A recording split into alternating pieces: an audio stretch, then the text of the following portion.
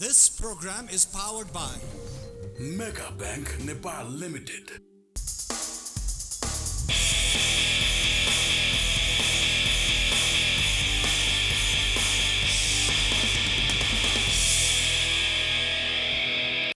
दर्शकबिन नमस्ते। प्राइम संवादमा यहाँलाई स्वागत छ। म कृष्ण मल्ल। नेपालमा कोरोना भाइरस विरुद्ध बुस्टर डोज दिन सुरु गरिएको छ, तर धेरै मानिसहरूमा प्रश्न छ, यो बुस्टर डोज किन लगाउने हो भने कसरी लगाउने, कहिलेसम्म लगाउने, बारम्बार खोप लगाउँदा स्वास्थ्यमा नराम्रो असर पर्छ कि, र सरकारले यसरी दिन थालिएको यो बुस्टर डोज कति व्यवस्थित छ, सबै ठाउँमा पुगेको छ कि छैन, पहुँचवालाले डोज पाउने र सीमान्तकृत समुदायका मानिसहरूले बुस्टर डोज नपाउने यो परिस्थिति पनि उठिरहेको छ। यी सम्पूर्ण विषयमा आज हामी छलफल गर्न गइरहेका छौँ र यसको निम्ति वरिष्ठ चिकित्सक डाक्टर सागर कुमार राज भण्डारी हामीसँग हुनुहुन्छ। डाक्टर साहब, स्वागत छ यहाँलाई। नमस्ते कृष्णजी। अब फेरि एकपटक हामी यो बुस्टर डोज लगाउने अभियानमा छौँ। सरकारले अभियान पनि सुरु गरेको छ। सबैभन्दा पहिले डाक्टर साहबले लगाउनु भयो बुस्टर डोज? मैले लगाएको छैन। म यहाँहरूको जानकारीको छ, नेपालमा सबैभन्दा पहिले भ्याक्सिन मैले लगाएको र जुन माघको 14 गते, त्यसपछि वैशाखको 6 गते मैले लगाएँ। त्यसपछि मेरो यो लगाएको 7-8 महिना भइसकेको छ र अहिलेसम्म मैले लगाएको छैन। जो हिजोदेखि नेपाल सरकारले अब यो फ्रन्टलाइनरलाई भनेर चाहिँ यो चाहिँ लगाएको छ। सायद अब मेरो पालो आयो भने जहाँ सुरक्षाको मतलब सुरक्षित व्यवस्थित रूपमा चाहिँ यो भ्याक्सिनेसनको कार्यक्रम सञ्चालित भएको छ, ती ठाउँमा गएर म लगाउँछु। अब त्यही त, नेपालमा पहिलो भ्याक्सिन लगाउने चाहिँ डाक्टर साहब आफै हुनुभयो। हजुर। जति बेला रिस्क थियो, हजुर, यो भ्याक्सिन लाउने कि नलाउने मानिसहरूमा दुविधा थियो, अन्यल थियो।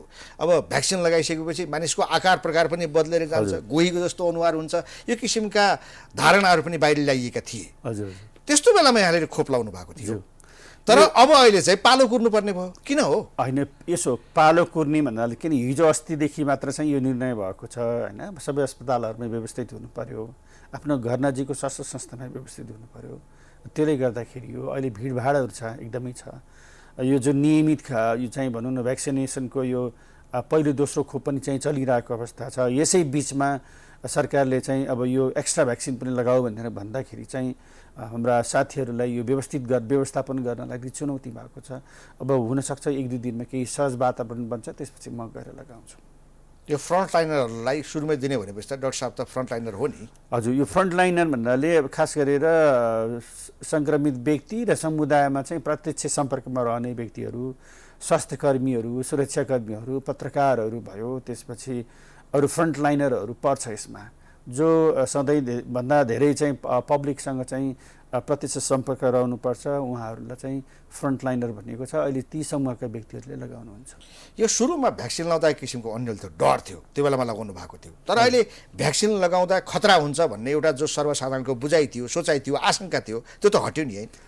एकदमै हट्यो। म स्मरण गर्न चाहन्छु, म अब देशको एउटा सुखराज ट्रपिकल अस्पतालको एउटा चाहिँ भनौँ न अब प्रमुख भएर चाहिँ जिम्मेवारी पदमा बसेको मान्छेले भ्याक्सिन लगाउने जिम अठोट लिए। किन त भन्दाखेरि मेरै स्वास्थ्यकर्मीहरू अन्यलमा थिए होइन। स्वास्थ्यकर्मी, चिकित्सक, नर्सिङ स्टाफ, त्यो सारा जनता अन्यलको अवस्थामा।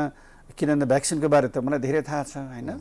त्यसकारण चाहिँ अब यो मैले लगाउने चाहिँ लगाइसकेपछि अब अरू मेरो स्टाफहरूले लगाउँछ र अरू सर्वसाधारणले लगाउँछन् भन्ने हिसाबले एउटा सन्देश पनि जाओस्, सकारात्मक सन्देश जाओस् भनेर मैले यसरी लिएको हुँ।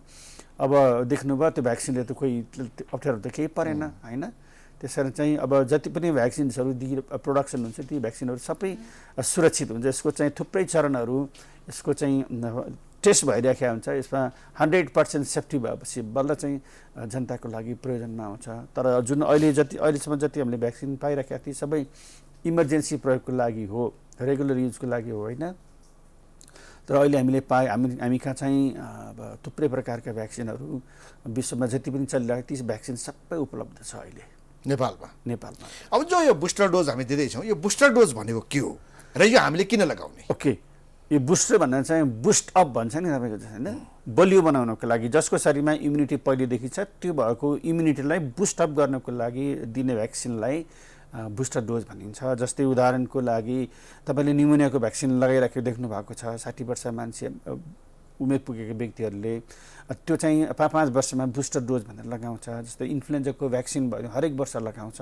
यसले सर्टेन इयर्ससम्म चाहिँ ठ्याक्क त्यो एक्ज्याक्टली यति वर्षसम्म काम गर्ने भन्ने हुन्छ र त्यसको प्रोडक्सन हरेक वर्ष चाहिँ भइराखेको हुन्छ। किन भन्दाखेरि यहाँलाई थाहा होला इन्फ्लुएन्जा भयो, अब अहिलेको भाइरसको पनि हरेक वर्ष हरेक समय यसले आफ्नो स्वरूपहरू परिवर्तन गरेको हुन्छ। त्यो भ्याक्सिन पनि त्यो बनाउनको लागि हरेक वर्ष यसको नयाँ प्रोडक्सन हुन्छ, किन त्यो स्ट्रेनहरू यसको अथवा भेरिएन्टको टाइपमा चाहिँ बनाउनु पर्यो। त्यसले गर्दाखेरि त्यसलाई चाहिँ हामी बुस्टर भन्छौँ। जहाँसम्म यो अहिले हामीले कोरोना भाइरसको विरुद्धको लगाइराखेका छ यो त एक्स्ट्रा भ्याक्सिन हो। यसले अब कति लगाउनु पर्छ, कति लामो समयसम्म हाम्रो शरीरमा एन्टिबडी रहन्छ भन्ने कुरा अझै पनि एक्ज्याक्ट भएको छैन होइन। किन भन्दाखेरि यो हुनको लागि सायद तपाईँको शरीरमा सिग्निफिकेन्ट मात्रामा त्यो एन्टिबडीको टाइटर रहनुपर्छ। त्यसको स्टडी पुरा नभएको हुँदाखेरि अब हुनसक्छ यो तेस्रो पनि हुनसक्छ, कालान्तरमा हामीले चौथो पनि लगाउनु पर्ने आवश्यकता आउनसक्छ। प्रत्येक 6 महिनामा नहुँदै जाने हो कि होइन? त्यस्तो होइन, अब यसको स्टडी भइराखेको छ। किन भन्दाखेरि यो भाइरसको इन्फेक्सन रोकिएन भने खोप पनि लगाउँदै जानु पर्यो नि। अनि यो इन्फेक्सन पुरै रोक्ने होइन नि त यसले। जस्तै तपाईँको भ्याक्सिन लगाउँदामा तपाईँ 100% प्रोटेक्ट हुनुहुन्न नि त। अब त्यो लगाएँ म त अब चाहिँ जनस्वास्थ्यको मापदण्ड मैले किन चाहिँ गर्नु पर्यो, मास्क किन लाउनु पर्यो, भिडभाडमा म जान सक्छु भन्ने कुरा चाहिँ त्यो होइन। भ्याक्सिन लगाउँदामा तपाईँको एउटा के हुन्छ भन्दाखेरि तपाईँको केही हदसम्म मात्र यसले प्रोटेक्सन गर्ने हो। तपाईँले एउटा सिल गर्ने तपाईँको शरीरमा भ्याक्सिन लगाइसकेपछि तपाईँको शरीरमा जुन एन्टिबडी भन्छ त्यो एन्टिबडीले पर्टिकुलर भाइरसको विरुद्धमा लड्ने हो, तपाईँको शरीरभित्र प्रवेश गर्न नदिने हो होइन।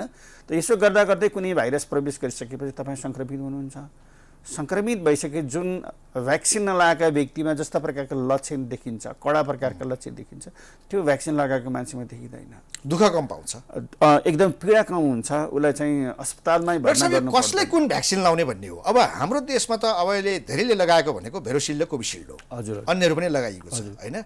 अब पहिलो मात्रा उसले कोभिसिल्ड लगाएको छ, दोस्रो मात्रा पनि कोभिसिल्ड लगाएको छ। हजुर, त्यसले चाहिँ बुस्टर डोजमा कोभिसिल्ड नै लाउनु पर्ने हो कि भेरोसिल्ड लाउनु पर्ने हो? एकदम राम्रो प्रश्न। त्यस्तै भेरोसिल्डको केसमा पनि त्यही हो। हजुर, कतिपयको यस्तो पनि छ कि उसले पहिलो डोज चाहिँ कोभिसिल्ड लगायो, दोस्रो कोभिसिल्ड भेटेन, भेरोसिल्ड भेट्यो, भेरोसिल्ड लगाइदियो। त्यस्ताहरूले के गर्ने? अब यस्तो छ, सबभन्दा पहिले बुझ्नुपर्ने भनेको भ्याक्सिन पर्टिकुलर भ्याक्सिन जुन बनाएको हुन्छ त्यसमा स्पेसल त्यो भाइरसको विरुद्धमा एन्टिजेन भइराखेको हुन्छ। त्यो हाम्रो शरीरमा परिसकेपछि हाम्रा भित्रका सेलहरूले त्यसलाई मेमोरी सेलमा राखिराखेका हुन्छ, ठ्याक्क चिनिराखेका हुन्छ। त्यसले गर्दाखेरि अर्को सेकेन्ड पटक तपाईँको त्यही भाइरस आयो भने हाम्रो शरीरले चाहिँ एउटा प्रतिक्रिया देखाउँछ, ल त्यही मेरो विरुद्धमा आयो है भनेर चाहिँ गरिसकेपछि त्यो एन्टिबडी तयार भएर चाहिँ तपाईँको लड्नमा जान्छ होइन। शरीर त्यो जुन प्रवेश गर्ने भाइरससँग लड्न जाँदाखेरि त्यसले भित्र प्रवेश गर्न दिँदैन, यस्तो प्रकारको हो। र अहिले हामीले पहिलेदेखि भन्दै आएको चाहिँ जुन प्रकारको भ्याक्सिन हामीले जुन लगाएको छौँ त्यो नै लगाउने, दोस्रो पटक पनि त्यही लगाउने हो, तेस्रो पनि त्यही लगाउने हो। जस्तै भनौँ मेरै कुरा गर्दाखेरि मैले कोभिसिल्ड भनौँ न पहिलो पटक कोभिसिल्ड लगाएँ, त्यसपछि त्यसको 12 हप्तापछि मैले चाहिँ दोस्रो कोभिसिल्ड लगाएँ होइन। मैले यो 8 महिना पुगिसकेको छ। अब सरकारले चाहिँ यो चाहिँ भनौँ न भर्खरै चाहिँ फ्रन्टलाइनरलाई चाहिँ यो बुस्टर डोज एक्स्ट्रा भ्याक्सिन दिने भनेको छ, त्यो म कोभिसिल्ड नै लगाउँछु। यहाँ कतिपयले चाहिँ अब भनौँ न अब ककटेलको चाहिँ यो चाहिँ यो ककटेल हुन्छ राम्रो हुन्छ भन्ने हिसाबले अब एउटा भ्याक्सिन लगाएको छ, फेरि दोस्रोमा फेरि त्यही भ्याक्सिन लगाएर फेरि तेस्रोमा चाहिँ अर्कै भ्याक्सिन लगाएको छ। त्यस्तोहरूको सङ्ख्या पनि धेरै रहेछ। एकदमै भेरोसिल्ड पनि लगाएको छ, कोभिसिल्ड पनि लगाएको छ। अब यो कतिले मोडर्ना लगाएको छ, कसैले फाइजर लगाएको छ, कसैले जोन्सन लगाएको छ। जुन खास गरेर यो चाहिँ भनौँ न अब यसलाई चाहिँ त्यस्तो त गर्न नहुने हो होइन। यो भ्याक्सिनले अब राम्रो काम गर्न पनि सक्छ, यसको चाहिँ प्रतिकूल असरहरू पनि पर्न सक्छ। त्यसको स्टडी भएको छ? त्यसको स्टडी भएको छैन, त्यसको स्टडी भएको छैन।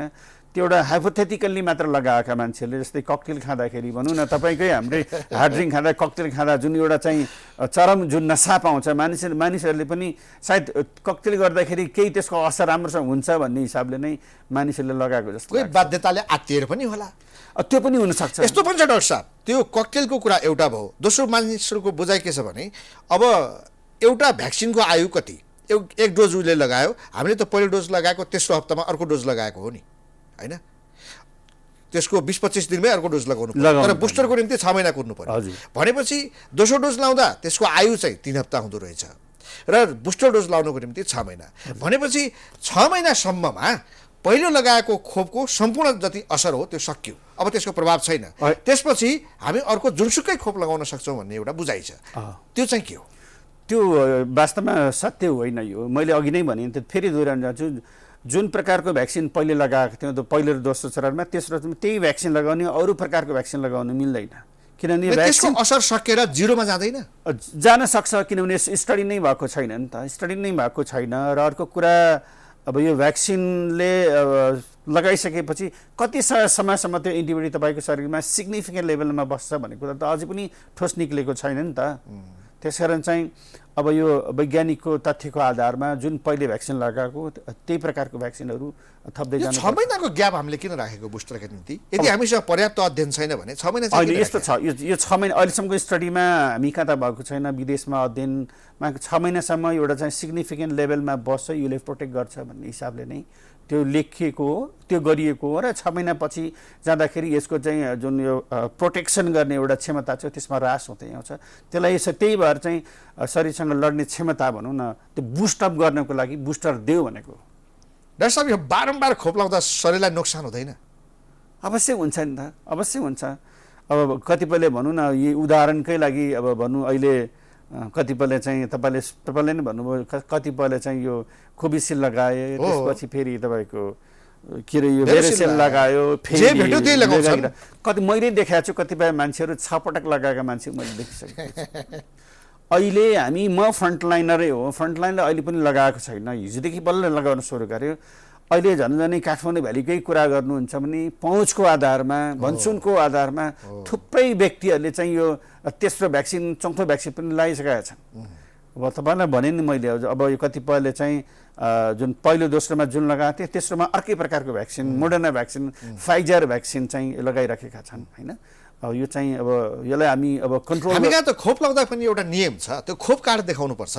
खोप कार्ड देखाइसकेपछि जसले खोप लगाइदिने हो उसले चाहिँ फरक भ्याक्सिन त नलगाइदिनु पर्ने हो नि तर यहाँ खोप कार्ड बिना पनि खोप लगाइरहेछ अब यो एकदमै राम्रो कुरा गर्नुभयो अब यो यहाँले के बुझ्नुपर्छ भन्दाखेरि अब सार्वजनिक सेवा लिनको लागि जुन खोप कार्ड भनौँ अथवा विदेश जाने खोप कार्ड अनिवार्य भनेको छ त्यसकारण सरकारले जुन सेड्युल अनुसार खोप लगाएको छ पर्टिकुलर भ्याक्सिन लगाएको छ ती व्यक्तिहरूको मात्रै खोप कार्ड बन्छ अब होइन जसले चाहिँ अब मानव उदाहरणको लागि कोभिसिल्ड पहिलो दोस्रो लगाए अनि तेस्रोमा चाहिँ मोडर्ना लगाएको मान्छे त्यो कार्ड बन्दैन होइन नबन्न पनि सक्छ त्यो कारणले गर्दाखेरि उहाँ विदेश जानबाट चाहिँ वञ्चित हुन सक्नुहुन्छ सार्वजनिक सेवा लिनबाट वञ्चित हुन सक्नुहुन्छ त्यसकारण चाहिँ सरकारले गरेको निर्देशनलाई हामीले अक्षरशः पालना गर्नुपर्छ अनि सरकारका अधिकारीहरू सरकारका चिकित्सकहरू स्वास्थ्य कर्मीहरूले खोप कार्ड बिना किन धमाधम खोप लगाइरहेछन् भने अब यो यसले त गम्भीर स्वास्थ्य सङ्कट निम्तिन सक्छ नि एकदमै यो त अपराध नै भन्छु म त किन भन्दाखेरि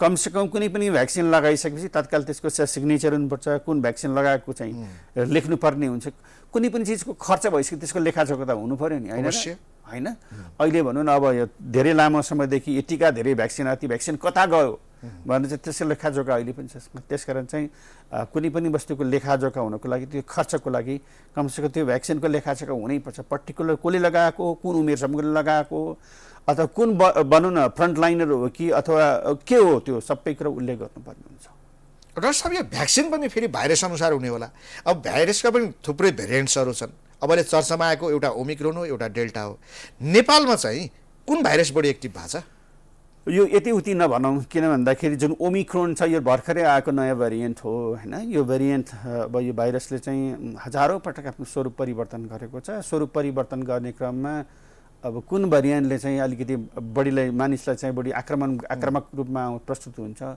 जसले धेरैभन्दा धेरै सिम्टमहरू देखाउँछ ती चिजहरू मात्र चाहिँ यसको सिग्निफिकेन्ट भन्छ अथवा भेरिएन्ट अफ कन्सर्न भन्छ यसलाई होइन भेरिएन्ट कन्सर्नको रूपमा आउँछ त्यसको बारेमा अहिले भर्खर ओमिक्रोन भनौँ न झन्झनै आज 8 हप्ताको बिचमा जन्म लिएको 8 हप्ता भयो यसलाई पत्ता लागेको बोत्सवानामा हो नोभेम्बर 11 अब यो झन्डै 8 हप्तामा विश्वका धेरै राष्ट्रहरूमा चाहिँ यो गइसकेको देखिसक्नुभयो हामी कहाँ हरेक दिन चाहिँ अब हजारौँ हामी कहाँ जो सङ्क्रमितहरू भइरहेका छन् यिनीहरू ओमिक्रोन सङ्क्रमित हुन् कि डेल्टा सङ्क्रमित हुन् कि अथवा हामीले सुरुमा भन्दै आएको कोभिड-19 अब त्यो के हो त्यो भाइरस सबैलाई थाहा होला सबैलाई पनि यसो कन्फ्युजिङ नहुँ चाहे जुनसुकै अल्फा बिटा ग्यामा डेल्टा काप्पा जे होस् अथवा यसको नाममा हामीले ध्यान नदियो यो कोरोना भाइरस हो भनेर बुझ्नु पर्यो अहिले चाहिँ अब कतिपय सरकारी आँकडामा पनि त्यो देखाइएको छ, कतिपय अब 20-22% चाहिँ ओमिक्रोन भनिएको छ। अनि त्यसपछि बाँकी रहेका सबै झन्झनै 88% चाहिँ पुरानै डेल्टा नै भनिएको छ। त्यसकारण चाहिँ हामीसँग प्रिडोमिनेन्टली अहिले पनि डेल्टा भाइरसको चाहिँ सङ्क्रमण छ। त्यसकारण चाहिँ हामी ढुक्क हुनुहुन्न। कुनै पनि व्यक्तिलाई सङ्क्रमण भयो भने त्यो व्यक्ति चाहिँ अस्पतालमा भर्ना हुनसक्छ। जुन हामी डेल्टाको जुन पिक पुग्दा हामी जुन दुःख देखिराखेका थियौँ त्यो अवस्था आउनु पनि सक्छ।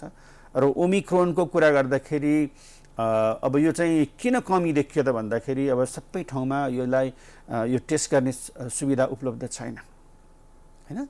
अब हुनसक्छ अब यो एनपिएचएल सेन्ट्रल ल्याबमा मात्रै सुविधा उपलब्ध छ। कुनै पनि अब टेस्ट गर्ने काममा 3वटा जिन हेर्छ, जिनमा छ यस जिन छैन भने हाम्रो लागि यो ओमिक्रोन इन्फेक्सन हो कि डेल्टा हो भनेर छुट्याउन जरुरी भएन। यो कोरोनाको भन्ने भयो, भ्याक्सिन लाउनु पर्यो। एकदम राम्रो हो। जुन यस जिनहरू छैन भने त्यसको चाहिँ सस्पिसनको आधारमा त्यसको स्याम्पल कलेक्सन गरेर चाहिँ सेन्ट्रल ल्याबमा पठाउने हो। त्यसपछि यसको चाहिँ ओमिक्रोन हो कि होइन। एउटा अर्को बुझाइ के छ भने डाक्टर साहब, यो विश्व स्वास्थ्य सङ्गठनको पनि धारणाहरू बेला बेला आइरहन्छ र संसारका आँकडाहरू पनि हामी हेरिरहन्छौँ। ओमिक्रोनले इन्फेक्सन छिटो छिटो गर्ने, छिटो छिटो प्रसार हुँदै जाने, मान्छेलाई छिटो छिटो बिरामी बनाउने, तर मान्छे नमार्ने। यसले मान्छे नमार्ने भएका कारण मान्छेहरू अलि लापरवाही गरिरहेछन्। साँच्चै नै ओमिक्रोन के यो त्यति पावरफुल छैन? होइन, पावरफुल छ। कुनै पनि इन्फेक्सनलाई नजरअन्दाज गर्न हुँदैन, होइन। खास गरेर अहिले पनि भनौँ न अब देखिराखेको छ एकदमै तीव्र रूपमा यसरी बढिराखेको छ। तीव्र रूपमा बढ्दाखेरि अब कतिपय व्यक्तिलाई लक्षणै देखिँदैन, लक्षणै देखिँदैन। कतिपय लक्षणै साधारण चाहिँ फ्लू टाइपको चाहिँ लक्षणहरू देखिन्छ। र मुख्य कुरा यो ओमिक्रोनले पनि कुनै त्यस्ता व्यक्तिहरू जसको रोगसँग लड्ने क्षमता कमी हुन्छ, जसको चाहिँ अब यो लामो समयसम्म औषधि सेवन गरेका व्यक्तिहरू हुन्छ, डायबेटिक हुन्छ, हाइपरटेन्सिभहरू हुनुहुन्छ, कसैलाई क्यान्सर भएका, कसैलाई किडनीका प्रब्लम भएका व्यक्तिहरू, उहाँहरूलाई र 5 वर्षका नानीहरूलाई केही न केही समस्या त मानिसमा भइहाल्छ। त्यस्तै व्यक्तिहरूलाई यो सङ्क्रमण भयो भने उहाँहरूलाई चाहिँ अस्पतालमा लैजानुपर्ने अवस्था आउँछ। किन इन्फेक्सन हो। हामी त के भनेर बस्या हुन्छौँ भने मलाई दीर्घ रोग छैन, समस्या छैन। हामी डक्टर कहीँ जाँदैनौँ त हामीलाई के थाहा हुन्छ? हामी होल बडी चेकअपको हामी कहाँ त्यो बानी पनि बसिसकेका छैन। त्यसकारण हामीमा के समस्या छ थाहा हुँदैन। त्यही त अहिले कृष्णजी के छ भन्दाखेरि जनरल पपुलेसनमा पनि अलिकति घाँटी दुख्यो अथवा खोकी लाग्यो भने अथवा जिउ दुखिरहेको छ भने मानिसहरूले अस्पतालमा गयो भने टेस्ट गर्नुपर्छ। अहिले त्यो त्यत्रो भिडमा गएर के को टेस्ट गर्ने हो? उल्टो पैसा खर्च गर्नुपर्छ, उल्टो सङ्क्रमण बोकेर आउनुपर्छ। टेस्ट गर्दिनँ भनेर चाहिँ मानिसहरूले चाहिँ नजरअन्दाज गरेर बसेको देखिन्छ। अब मैले चाहिँ हरेक दिन चाहिँ 15-20वटा कल प्राप्त गर्छु। त्यसमा चाहिँ विभिन्न लक्षणहरू देखिएका परिवारका व्यक्तिहरूमा 1-2जनाको परीक्षण भएको, अरू कसैको परीक्षण नभएको देखिएको छ। उहाँहरूलाई चाहिँ पनि मैले चाहिँ अब के भन्ने गरेको छु भन्दाखेरि टेस्ट गर्नुहोस्। कमसेकम तपाईँको टेस्ट भइसकेपछि घरका परिवारका अरू सदस्यलाई नसरोस् भन्नेलाई पनि तपाईँले टेस्ट गर्नुपर्छ। टेस्ट पोजिटिभ भयो भने तपाईँ आइसोलेसनमा बस्नुहोस्, अरू सर्दैन, साथीभाइहरूले सर्दैन, घरपरिवार सर्दैन, दुःख पाउनुहुन्न भन्ने चाहिँ गरेको छु। यो चलन त हटिसक्यो साहब। अब यो चाहिँ मान्छेहरू आइसोलेसनमा बस्ने, क्वारेन्टिनमा बस्ने, होइन, यो ट्रेसिङ गर्ने, होइन, कन्ट्याक्ट ट्रेसिङको कुरो थियो नि, आजकल त कोही सुनिँदैन त। यो त सब हटिसक्यो। अनि यस्तो छ, यो त हामी 2 वर्षसम्म अभ्यासरत भइसकेका छौँ। त्यसैले चाहिँ अब कसैले गर्देला भनेर चाहिँ हुँदैन। हामी आफैले पनि आफ्नो व्यवहार परिवर्तन गर्नु पर्यो नि त, होइन।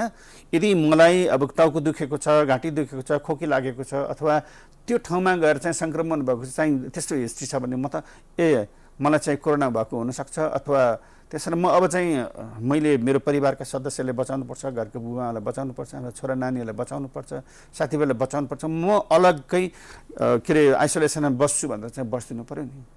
अब पहिलेको भाइरस जस्तो होइन, अहिले त 5 दिन 7 दिन मात्र बस्छ। अलग्गै बस्नको निम्ति टेस्ट गर्नु पर्यो। हजुर, अरूलाई बचाउनको लागि पनि गर्नु पर्यो। यो जस्तो हामीलाई सामान्य रुगाखोकी त पहिला पनि लाग्थ्यो। यो सामान्य रुगाखोकी, ज्वरो, यताउता, यो ओमिक्रोन होइन, डेल्टा होइन, अथवा कोरोना होइन भन्नुको निम्ति कसरी थाहा पाउने? अथवा यो सामान्य रुगाखोकी गर्ने भाइरसको नाम के हो? अब इन्फ्लुएन्जा भाइरस छ, अहिले सिजनल इन्फ्लुएन्जा चलिराखेको छ कतिपय व्यक्तिहरूमा अहिले पनि, होइन। अब त्यसको लागि चाहिँ अब खासै औषधि चाहिँ पर्दैन। तपाईँले पहिले बुझिराख्नु भयो होला। अब यो चाहिँ हामीले सामान्य रुगाखोकी भन्ने भन्छौँ। कतिपयलाई इन्फ्लुएन्जाले उग्र रूप पनि लिन्छ, जस्तै रोगसँग लड्ने क्षमता कमी भएका व्यक्तिहरूलाई, उमेर पुगेका व्यक्तिहरूलाई, श्वास प्रश्वासका दीर्घ रोगीहरूलाई अप्ठ्यारो पर्छ। त्यसकारण त्यस्तो अवस्थामा उहाँलाई इन्फ्लुएन्जा विरुद्धको औषधि पनि लगाउनु पर्ने हुन्छ। अब कतिपय व्यक्तिहरूले चाहिँ भ्याक्सिनै लगाएको देखिराख्नु भएको छ हरेक वर्ष, त्यो चाहिँ गर्नुपर्छ। हामीले घरमै बसेर हुन्छ नि, जस्तो हामी अस्पताल जाँदैनौँ, भ्याक्सिन लाउँदैनौँ, घरमै बसेर पनि के सिकाइयो भने हामीलाई अहिले प्रचलनमा त्यही छ, मानिसहरूले अभ्यास त्यो गरिरहेका छन्, तातो पानी खाने, बेसार खाने, जडीबुटीहरू खाने, यसो प्रोटिनिस खानेकुराहरू खाने। त्यो गऱ्यो भने चाहिँ के हामी बस्न सक्छौँ? होइन, यस्तो छ, यो चाहिँ अब भनौँ न सामान्य रुगा खोकी लाग्यो भने चाहिँ अब सकेसम्म चिसो नखाने भन्छौँ होइन। तातो खाँदाखेरि अलिकति घाँटी दुखिराखेको हुन्छ। अब जस्तै तुलसी अथवा बेसार पानी खानुहुन्छ अथवा कसैले केही खाइराख्यो, त्यो खाँदाखेरि अब घाँटीमा अथवा शरीरमा एक प्रकारको चाहिँ सुदिङ इफेक्ट हुन्छ होइन। कम तातो चिज खानुभयो त केही राहत त हुन्छ नि होइन।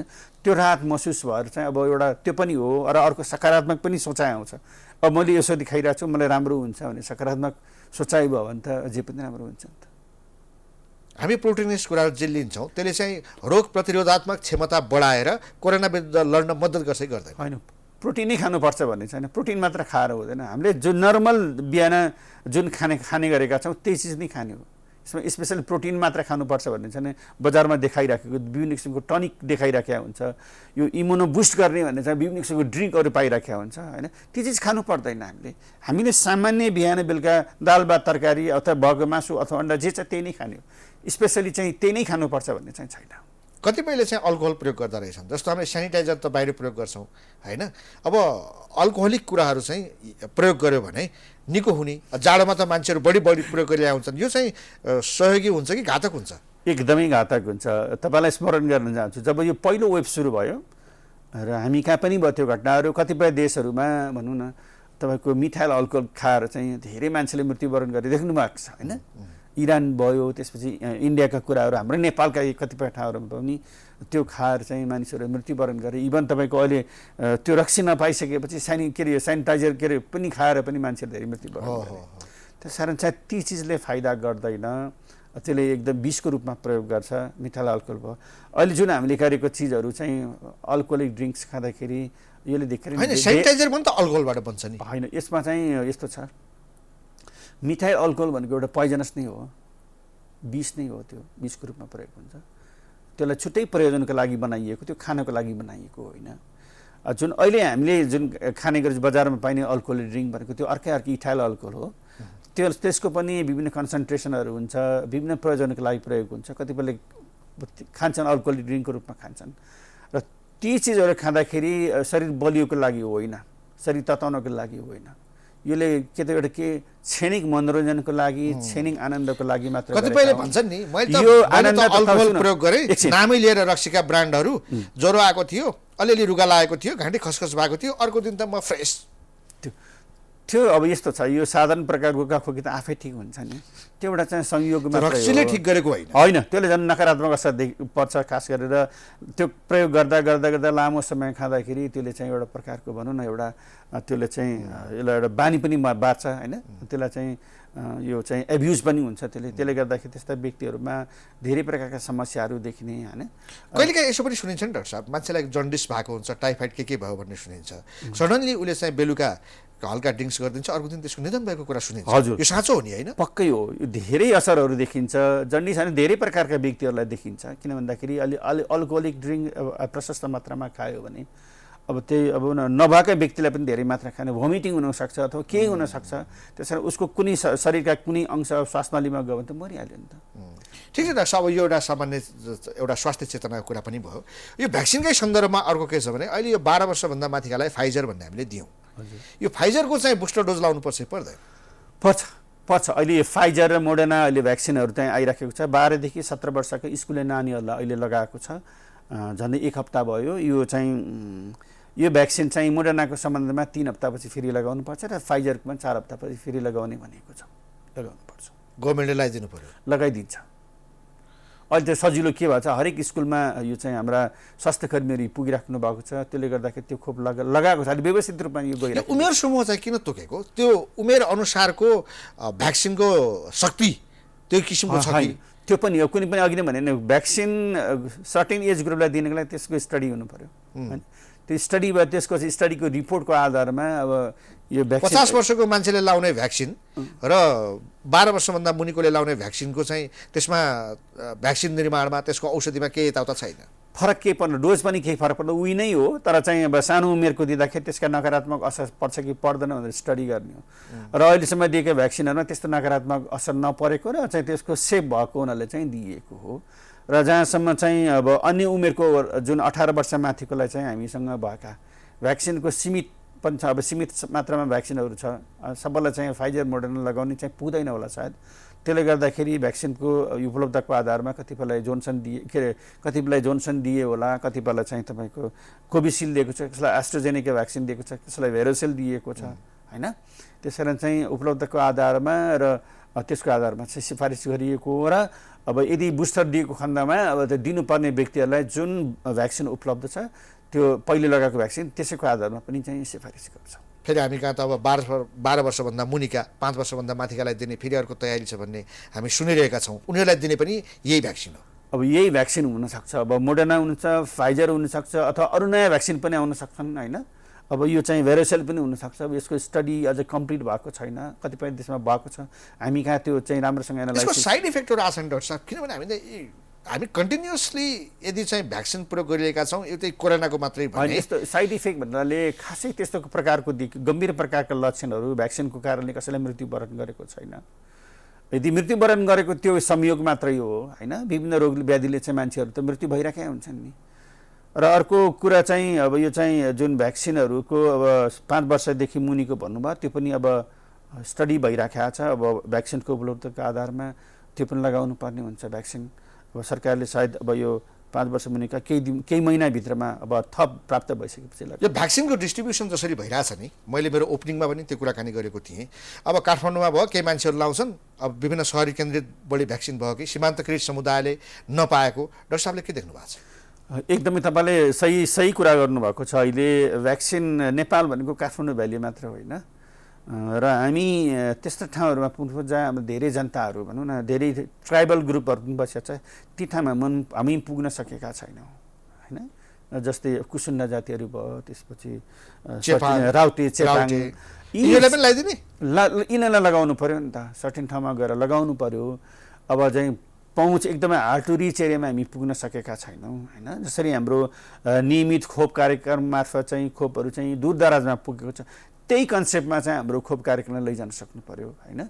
र अर्को कुरा चुनौती के छ भन्दाखेरि यी भ्याक्सिनहरूलाई अन्य साधारण भ्याक्सिन जस्तो स्टोर गर्न सकिँदैन है। यसलाई चाहिँ -70 मा राख्नुपर्छ, -20 मा राख्नुपर्छ। अब एकचोटि खोलिसकेपछि यति घन्टाभित्र प्रयोग गर्ने भन्ने हुन्छ। त्यसले गर्दाखेरि त्यसका पछाडि चुनौतीहरू छन्। अब विभिन्न भ्याक्सिनहरू चाहिँ आइसकेपछि अब सायद त्यो पनि हुनुपर्छ। र अहिले चाहिँ सुनिराखेको छु कतिपय भ्याक्सिनहरू चाहिँ अब विभागको आँगन अगाडि गाडीमा राखिएको, स्टोर गरेर राखिएको छ होइन। तपाईँले सुनि पनि भयो होला सायद। त्यस कारण ती भ्याक्सिनहरूलाई अलिक व्यवस्थित गर्नको लागि जति सक्छ त्यति छिटो हामी जनता सामु पुग्नुपर्छ। अब भ्याक्सिनको सन्दर्भमा त के भयो भने भ्याक्सिन लाउने तरिकाहरूमा पनि भयो, ग्यास लगाइदिन्छन्, त्यो लाउने तरिका पनि के कस्तो हो, कस्तो दुखिरहेको हुन्छ, मान्छेहरूले चाहिँ शङ्का गरिरहेका हुन्छन् होइन। भ्याक्सिन लाउनु कुनै समय नै लाग्दैन, त्यसको तौर तरिका हुन्छ कि हुँदैन साहब? गलत तरिकाले भ्याक्सिन लगाइयो भने त त्यसले समस्या गर्ला नि। अब हुन्छ त्यसका त्यही भएर त हामी स्वास्थ्यकर्मीलाई स्पेसल तालिम दिन्छौँ। स्वास्थ्यकर्मीबाटै यो भएको देखिन्छ। म अनुभवको आधारमा भन्दैछु। हजुर, कस्तो देख्नुभयो?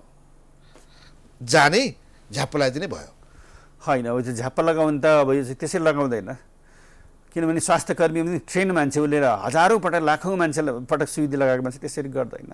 तपाईँको त्यहाँ त्यो नसामा लाउँछ कि मासुमा लाउँछ? यो मासुमा लगाउने, इन्ट्रामस्कुलर लगाउने, नसामा होइन, नसामा होइन, यो मासुमा लगाउनु पर्छ। र साहब यो इन्फेक्सन अब हेर्दाखेरि वर्ल्ड वाइड अब यो अघि नै यहाँले पनि भन्नुभयो कि युरोपियन कन्ट्रीमा अबको 1-1.5 हप्तामा half of the population infected हुन्छ र हामी कहाँ पनि माघको 2-3 हप्तामा धेरैलाई सङ्क्रमण भइसक्छ। झन्झनै 50 to 70% पपुलेसन हाम्रो इन्फेक्टेड हुन्छ। 50 to 70% पपुलेसन, त्यो मेरो व्यक्तिगत एजुम्सन हो। तर चाहिँ यो जुन अहिले हामीले देखिराखेका छौँ हरेक दिन जुन यसरी दिन दुगुना रात चौगुनाको हिसाबले बढिराखेको छ र जुन रिपोर्टिङहरू आइराखेको छ, त्यसले गर्दाखेरि हामी त्यो अब सङ्क्रमण दर नै 36% नागेछ। त्यही त भन्दैछु। त्यसै कारणले चाहिँ अब जस्तै हिजै एउटा सर्टेन ल्याबको मैले हेरिराखेको थिएँ, उहाँहरूको चाहिँ परीक्षणको 55% पोजिटिभ देखिएको छ भनेपछि। तर यो अफ्रिकन कन्ट्रीमा चाहिँ यो अलिकति कम रहेछ, त्यहाँ घट्दै गएको छ। एसियन र युरोपियनहरूमा बढी छ, यो कारण के होला? अब यस्तो चाहिँ अब यो यसको स्टडी हुनुपर्छ होइन। अब खास गरेर अब यो जुन ओमिक्रोनकै कुरा गर्दाखेरि जुन एकदम तीव्र रूपमा बढ्दै गएको छ र यसले 6 देखि 8 हप्तामा चाहिँ त्यो अप्टिमल लेभल पुगिसकेपछि हामी डाउनफल हुन्छौँ र होपफुल्ली अब यो चाहिँ भनौँ न यो अबको चाहिँ 2 महिनाभित्रमा हामी त्यो तलको लेभलमा पुग्छौँ र कतिपयले चाहिँ यो पनि एजुम्सन गरेका छन् भोलिको दिनमा त्यस्तो ओमिक्रोन जस्ता घातक प्रकारका यो चाहिँ भनौँ न यो भेरिएन्टहरू चाहिँ आउने छैनन्, मानिसहरूले चाहिँ एउटा हार्ड इम्युनिटी डेभलप गर्नेछन्, त्यो पनि एउटा चाहिँ बुझिराखेका छन्। अब अर्को एउटा कन्फ्युज क्वेसन रहेछ, जस्तो हामी कहाँ त स्वास्थ्य मापदण्डहरू सरकारले लागू गरेको छ, स्वास्थ्य मन्त्रालयले लागू गरेको छ, हामीलाई विभिन्न प्रोटोकलहरू दिइन्छ। त्यसमध्ये अब 25 जनाभन्दा बढी भेला हुन नपाउने भन्ने छ होइन? हो नि। अब ठिक छ 5 जना भयो भने पनि कसैले भ्याक्सिन लगाएको छैन र 25 जनाको समूह छ अथवा 50 जनाको समूह छ, त्यो 50-100 जनाको समूह चाहिँ सबै भ्याक्सिनेटेड छन्। भ्याक्सिनेटेड भएपछि त तिनीहरू सुरक्षित भए नि, उनीहरूलाई त 25 को के कुरा 50 जना पनि भयो होइन, असुरक्षित छन् भने 4 जना पनि किन हुन दिने? यस्तो छ मुख्य कुरा चाहिँ तपाईँ भ्याक्सिन हुँदैमा तपाईँ 100% सुरक्षित छैन नि। तपाईँ मार्फत चाहिँ अरू व्यक्तिमा सङ्क्रमण हुन्छ, त्यो व्यक्तिमा अब सब कम्युनिटीमा घरमा गइराखेको हुन्छ नि, त्यो सङ्क्रमण घरको परिवारले साथ दियो नि त। 25 जना चाहिँ किन तोक्या त? यो चाहिँ जनस्वास्थ्यको मापदण्ड गर्न सजिलो होस्, डिस्टेन्स मेन्टेन गर्न सकियोस् भनेर नै गरिएको।